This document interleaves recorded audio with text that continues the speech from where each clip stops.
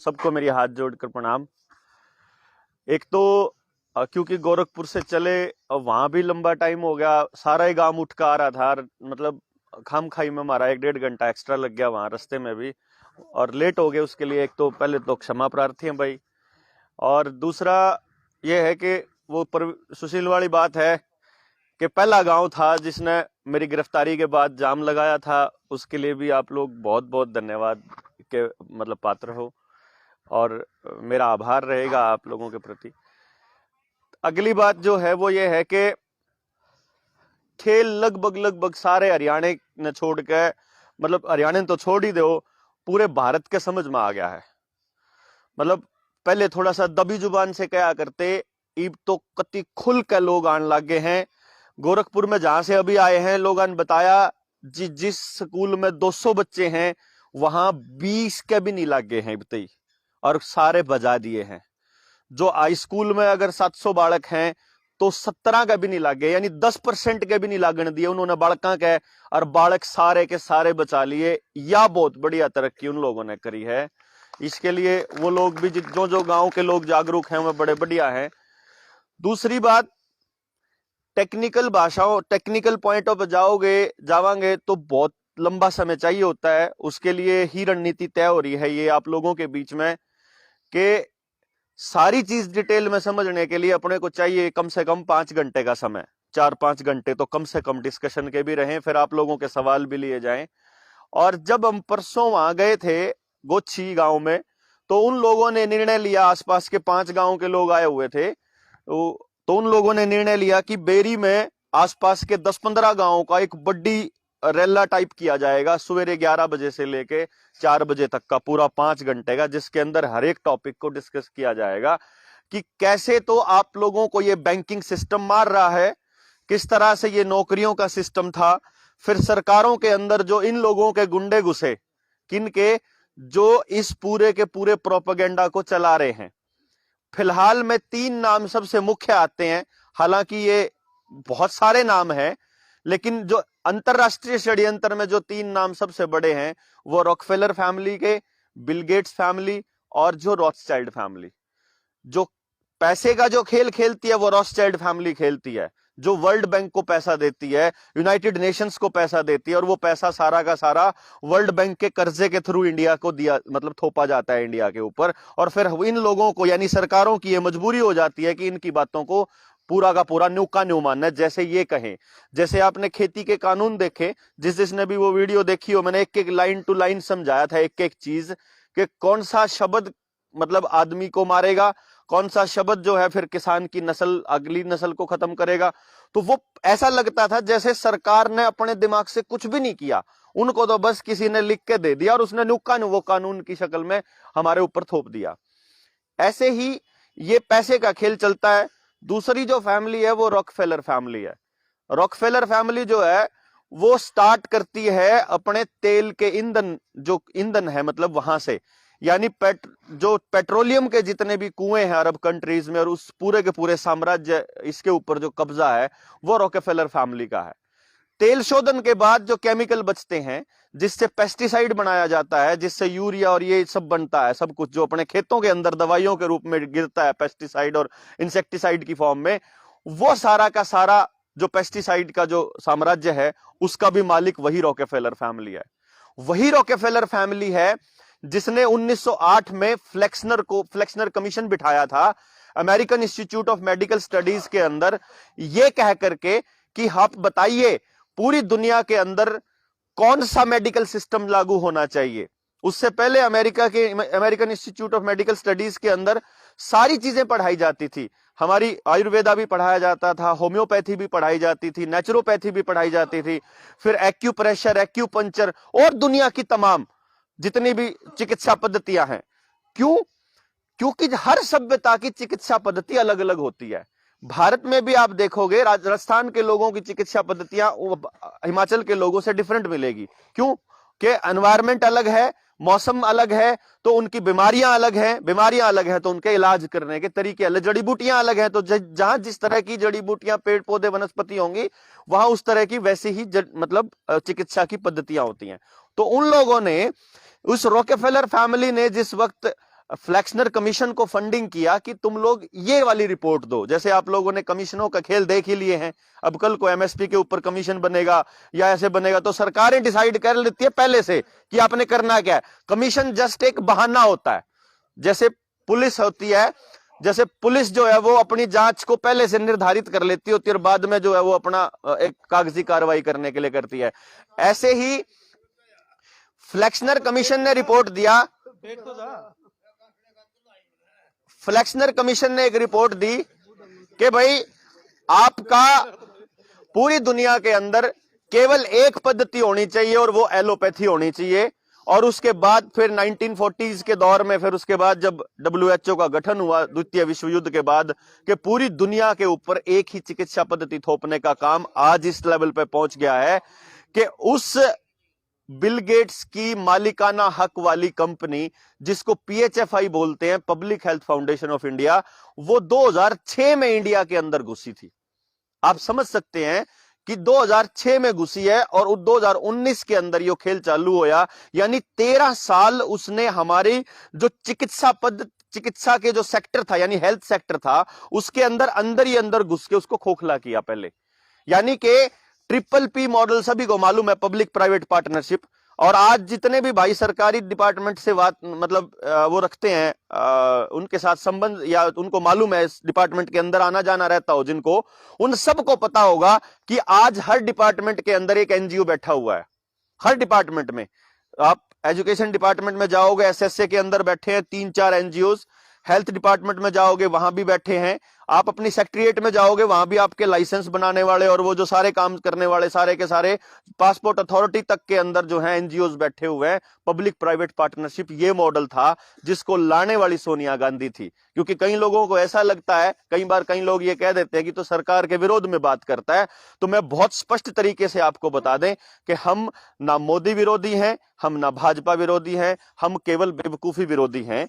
कि आप अगर अकल का इस्तेमाल ही नहीं करोगे तो आपको नजर नहीं आएगा कि अरविंद केजरीवाल की भाषा और राहुल गांधी की भाषा वही है जो अमित शाह की और नरेंद्र मोदी की है। जितना जोर ये लगा रहे हैं उतना ही जोर वो लगा रहे हैं, जितना अशोक गहलोत जोर लगा रहा है उतना ही खट्टर लगा रहा है, उतनी ममता बनर्जी लगा रही है उतना ही उद्धव ठाकरे लगा रहा है शिवसेना वाला, उतने ही कम्युनिस्ट पार्टी केरला में लगा रही है।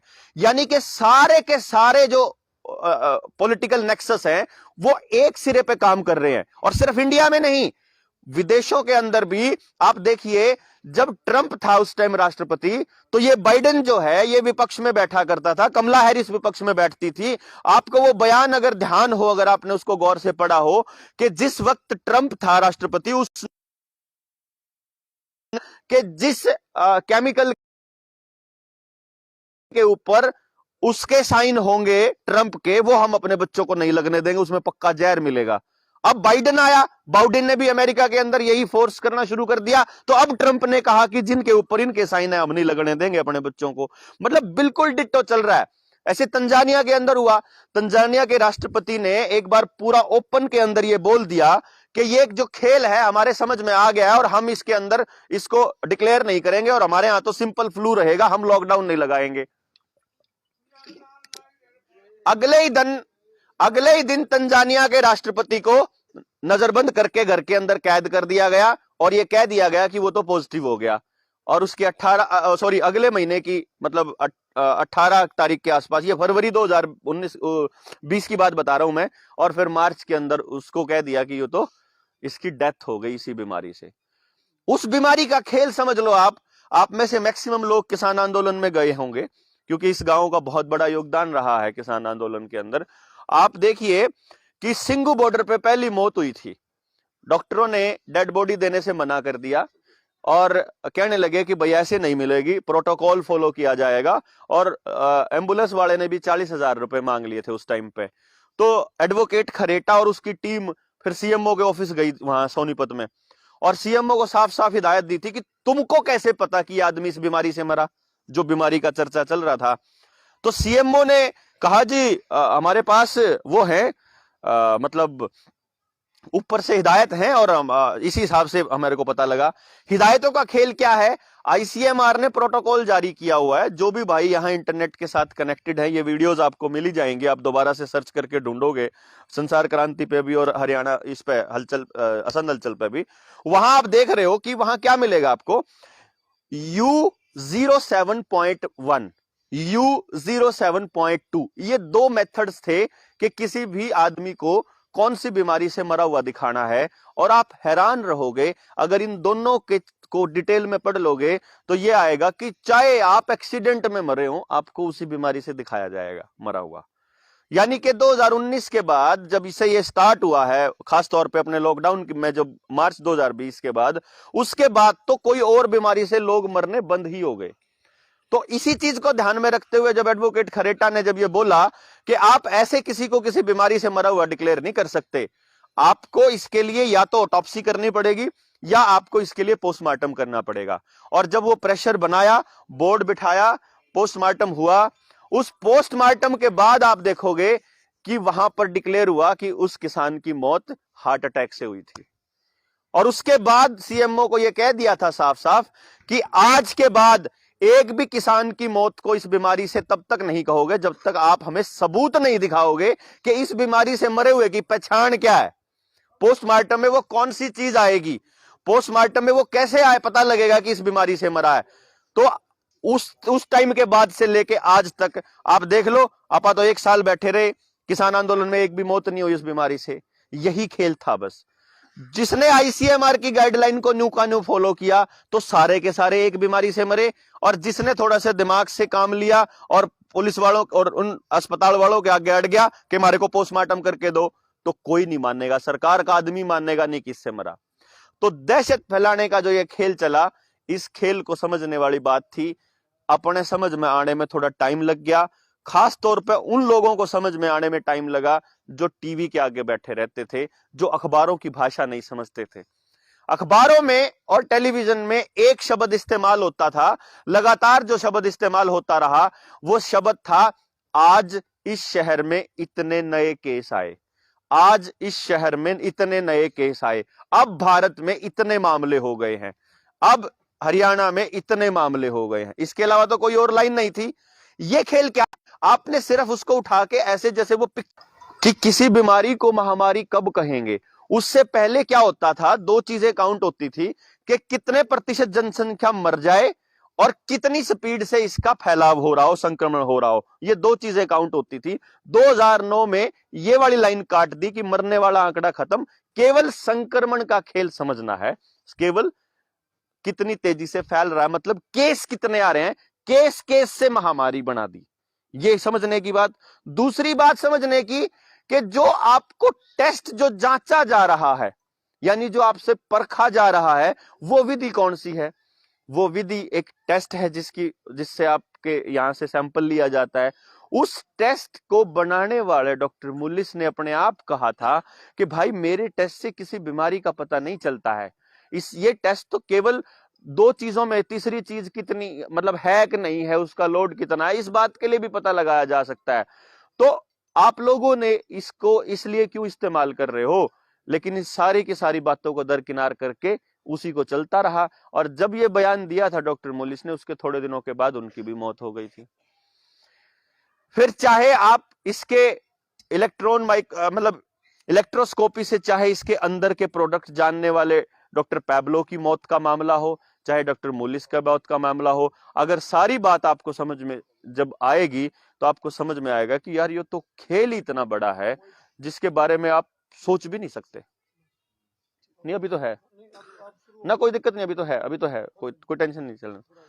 तो आप क्या है, अब पूरा का पूरा खेल समझने के लिए आपको यह भी समझना पड़ेगा कि WHO कैसे बना, फिर वर्ल्ड बैंक का क्या खेल है, फिर गांव के अंदर किस तरह से सोशल डिस्टेंसिंग जैसे शब्दों का इस्तेमाल किया गया और किस तरह से घरों में बैठे बैठे डंडे मारे गए, लॉकडाउन की क्या प्रक्रिया अपनाई गई और क्या यह प्रक्रिया इतनी ही रहेगी या इसके बाद भी आगे पीछे कुछ होने के चांस है। जो अब तक हो रहा है वो पूरा स्क्रिप्ट के मुताबिक हो रहा है। वो मेरे ख्याल से हम तो जब वहां बैठा करते हम तो इस पे खेल पे बात करा करते कि हाँ भाई अगर आप इससे नहीं लड़ पाए ना लॉकडाउन से, तो अगर इसको नहीं तोड़ा पाए ना, तो फिर समझ लेना पक्की गुलामी आने वाली है। ये सबसे इंपॉर्टेंट दौर था। आंदोलन से भी ज्यादा जरूरी ये चीज थी कि अगर आप इस खेल को समझ जाओगे तो। लेकिन क्या है कि उस वक्त लोगों को अब ना तो किसान नेताओं के पास ये कह लो कि इतनी रिसर्च थी, ना उनके पास इस बात के लिए टाइम था, क्योंकि उनको ऐसा लगता था कि अगर इस मुद्दे पे आ गए तो कहीं मीडिया खिलाफत ना करने लग जाए और आंदोलन जो है वो किसी दूसरी दिशा में नहीं भटक जाए। लेकिन हमने ये कहा था कि आपके पास कोई दूसरा रास्ता नहीं है, आपको इसका विरोध करना ही पड़ेगा आखिर में आकर के। और एक टाइम ऐसा आएगा, अगर आपने देर कर दी समझने में, कि हम अपने बच्चों को अपनी गोदियों में दम तोड़ते हुए देखेंगे।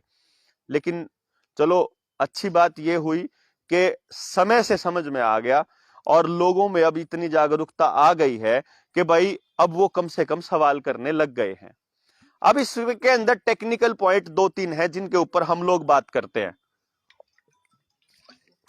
कई लोगों को ऐसा लगता है कि हम किसी सरकार की किसी मुहिम का विरोध कर रहे हैं और हम जो लगाए जा रहे हैं हमारे बच्चों को, हम उसका विरोध कर रहे हैं। हम उसका बिल्कुल भी विरोध नहीं कर रहे हैं। हम कह रहे हैं कि आप ड्यू प्रोसेस फॉलो करो, जो प्रोसेस होनी चाहिए। उस प्रोसेस के बारे में आपको मैं 2-3 बातें बताता हूं।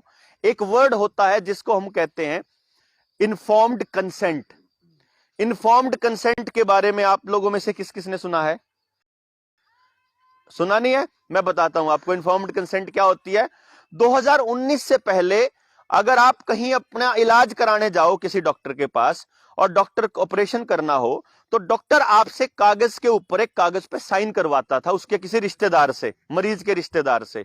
वो ये बोलता था कि भाई ये इलाज होने वाला है, इस तरीके से इलाज करेंगे, इस इलाज में बचने के चांस इतने % है और इतना खर्चा आएगा और ये डॉक्टर बुलाना पड़ेगा, ऐसी ऐसी बातें बता करके, और भाई तुम लोग साइन कर दो इस पे। वो होता था कि डॉक्टर ये कहता होता था कि हमने इनको बता दिया है इस मरीज को कि भाई यह सिचुएशन है। इसको इन्फॉर्म्ड कंसेंट कहते हैं कि हम अपने मरीज का शरीर देते हैं कि चलो आप ये ऑपरेशन या ये वाला इलाज इसका कर लो। यहां पर भी ऐसे होना चाहिए था कि जब आपको कोई चीज डाली जा रही है आपके शरीर के अंदर, तो डॉक्टर आपको बिठाए, आपको बताए कि जी ऐसे ऐसे करके इस कंपनी की दवा हम आपको लगा रहे हैं, इस दवा के अंदर ये चीजें हैं और इन चीजों से आपको ये साइड इफेक्ट हो सकते हैं। हम नहीं कहते कि आपको वो साइड इफेक्ट होंगे, हम ये कह रहे हैं कंपनी ये कहती है। अगर आपने मेरी वो वीडियोस सुनी हो, देखी हो, तो मैंने वो वेबसाइट भी दिखाई थी अपनी।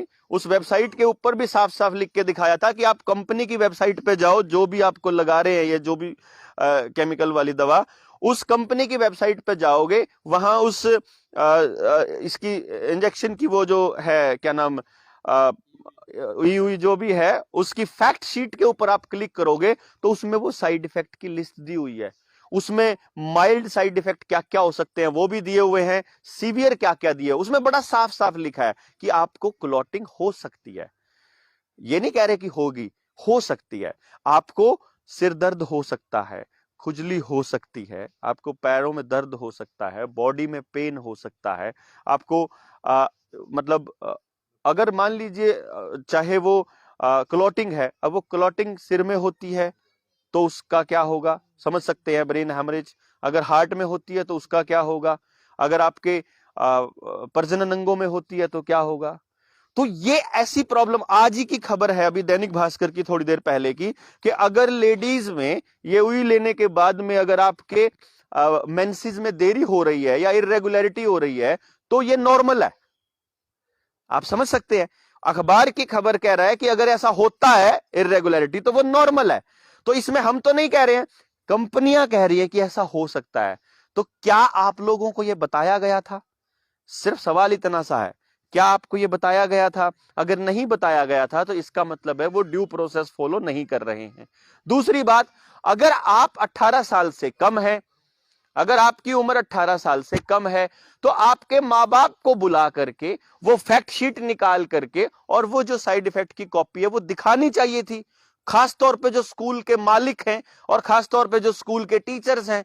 सरकारी स्कूल है तो वहां के टीचर्स और प्राइवेट स्कूल है तो वहां के मालिक, उनको माँ बाप को बताना चाहिए था कि भाई ये कंपनी कहती है कि ये साइड इफेक्ट्स हो सकते हैं। ये भारत सरकार का MOHW का डिपार्टमेंट कहता है कि ये वाली प्रॉब्लम्स हो सकती हैं। जो जो वो कहते हैं, सरकार जो कहती है वो तो हम लोगों को बताना चाहिए था ना। उसके बाद आपकी मर्जी, आप लेना चाहते हैं तो ले, नहीं लेना चाहते हैं तो ना ले। है हाँ, सीवियर में तो उसमें लिखा हुआ है कि इवन डेथ भी हो सकती है। बड़ा साफ साफ हो गया, ठीक है। अब इसके अंदर आप समझिए पूरे के पूरे खेल को कि अगर मान लीजिए डिपार्टमेंट आपको नहीं बता रहा है तो इसका मतलब है दाल में कुछ काला है। क्यों जी, समझना पड़ेगा। तो ये काम, ये जिम्मेदारी फिर उन लोगों को उठानी पड़ेगी जिनको बात समझ में आ गई है। अगर आज ये बात आपने नहीं समझी, अगर आज आपने सरकारों से सवाल नहीं किया तो क्या होगा? हम थोड़े दिनों तक तो अपने बच्चों को बचा के रख लेंगे, लेकिन ज्यादा दिन नहीं है जब हम इनको बचा पाएंगे। लोगों को ऐसा लगता है कि सिर्फ ये लगाना टारगेट है इनका। ये लगाना तो खेल की शुरुआत है। इसके थ्रू जो आपका UHID बन रहा है, जो आपका आधार कार्ड के साथ आपका जो सर्टिफिकेट बन रहा है, वो सर्टिफिकेट बनाना, उस सर्टिफिकेट को लाइफ टाइम के लिए दिखाने के लिए आपका माइंड सेट तैयार करना। आगे जो खेल आ रहा है, इसके बाद जो खेल आ रहा है, उसको बोलते हैं social credit system. Social credit system के अंदर क्या है? आपके बैंक डूबने वाले हैं, मैं आपको पहले से बता रहा हूं। आपके बैंक डूबने वाले हैं, आपका सारा पैसा डूबने वाला है। अगर गौर किया हो आपने, 6 महीना पहले आपके वीडियो, आपके मोबाइल पर एक वीडियो आती थी, लगातार वो वायरल हुई थी। उस टाइम पे मुझे ध्यान है जब हम ये रिसर्च करते थे और उधर वो वीडियो आ रही होती थी, हम ये कहते थे कि बैंक बंद होने वाले हैं। और उसी टाइम डिजिटल करेंसी के बारे में कमीशन बिठाया था भारत सरकार ने। शायद आप लोगों को यह पता भी नहीं होगा, उस कमीशन की रिपोर्ट अब जनवरी में आने वाली है। दिसंबर में आनी थी लेकिन वो अब तक नहीं आई है। तो वो इसलिए नहीं आई है क्योंकि ये जो हम लोग देर कर रहे हैं ना, हम जो विरोध कर रहे हैं, इसकी वजह से सरकारों को वो इंप्लीमेंट करने में अभी टाइम लग रहा है। तो वो कमीशन इसलिए अभी लटकाया हुआ है। उसकी रिपोर्ट वो क्या आएगी वो हमें पहले से मालूम है कि वो ये आने वाली है और ऐसे होने वाला है। लेकिन वो वीडियो जो वायरल हुई थी, आपके मोबाइलों पे ध्यान हो, एक पुलिस वाला आदमी, पुलिस वाला अफसर, वो माइक पर अनाउंसमेंट कर रहा है कि आपके मोबाइल पर फलाने फलाने नंबर से अगर कॉल आती है तो वो नहीं उठाना है। आपका मोबाइल, आपका जो बैंक खाता है वो शून्य हो सकता है। याद है किसी के? है ना? वो शून्य हो सकता है। वो क्या खेल था समझिए? वो आपको मानसिक रूप से तैयार करने का खेल था कि आपका खाता अगर कल को खाली होता है तो आपको लगे कि ये चोरों ने किया है। चोरों ने नहीं किया है, असल में सरकारें करने वाली हैं अब ये काम। आप एक साइबर अटैक आएगा, साइबर अटैक की खबरें भी खूब आई थी कि साइबर अटैक हो सकता है हमारे ऊपर, इंटेलिजेंस ने खबर दी है कि साइबर अटैक हो सकता है। वो साइबर अटैक एक्चुअली आपके खाते साफ करने के लिए होगा।